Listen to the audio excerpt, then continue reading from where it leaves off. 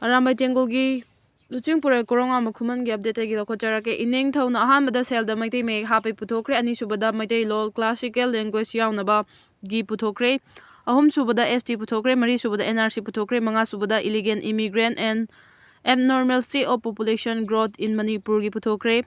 taruk subada aruba ariba laifam sing archaeological site historical monument gi puthokre tare subada Kangla World Heritage Site lokthoknaba puthokre Nipan subada sagol kanaba pony project puthokre Mapan subada Indo Myanmar gi border issue lam hanjinna yungbai puthokre tara subada lautak le kebulam jaw kannaba puthokre taramatoi subada Manipur University of Culture se Central University onaba puthokre taraganithoi subada merger agreement puthokre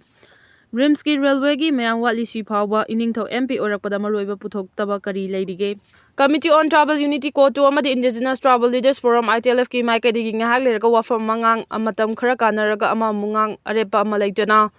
makhoi gi rajniti ki khudong chaba yenglaga separate administration gi pandamda wa pangang ngang bagi thawongbu coordinating committee on Manipur integrity kokomi gi maikai dagi yaningda bofong dorakli kokomi gi IPR sambak mitina convener Laikram Jentana thadorokpa cherol amada Cotu amasung Itlf ki maikai dagi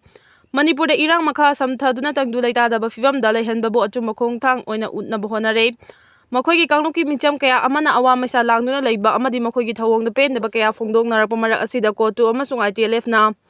makhoi gi rajniti ki khudong chaba fangnaba marai ani longba wangangangduna leire Manipur gi chief minister na state asigi miyam gi interest fam thadokraba matung asidasu Cotu gi maikai dagi makhoi gi separate administration gi ihau makha chathaba yanaba atopa maram ama thiduna wangangba horagle Makhoi gi wangang asina taklibadi Cotu amasung Itlf anina Manipur da tangdu leitadaba fibam ama matam pumbada thamnaba honariba asi makhoina pamliba separate administration asi fangnaba pandamdani state asida irang hawanduna tangdu leitadaba fibam ama thamnaba matung separate administration ama talakli matungda Kukiland haiba ama olakpa Greater Mizoram gi wakhalonda Mizoram da punsinba masigi makha tabada Jolen natraga Jalengam haiba ama India manungda semnaba matung Myanmar gi Chin state ka amuk punsilaga United States ki Burma eki makhada Christian state ama semba haiba asini hinamasida kokomi gi maikai dagi Bharat Sarkar da Manipur da Kukijo kangbu na hauriba irang asi akhanaba miyeng changduna matam chana laksinaba irang asida chenariba lanai miyoi organization amadi group thidoklaga makhoi gi mathakta ain gi oiba thabak lokhalu Manipur miyamna santi oiba mara chetpa state ki lamkhai kaidina thamgadabani haiba warep asi masakhangna Bharat Sarkar na lokhopam thokpa thabak lokhatkadabani hairi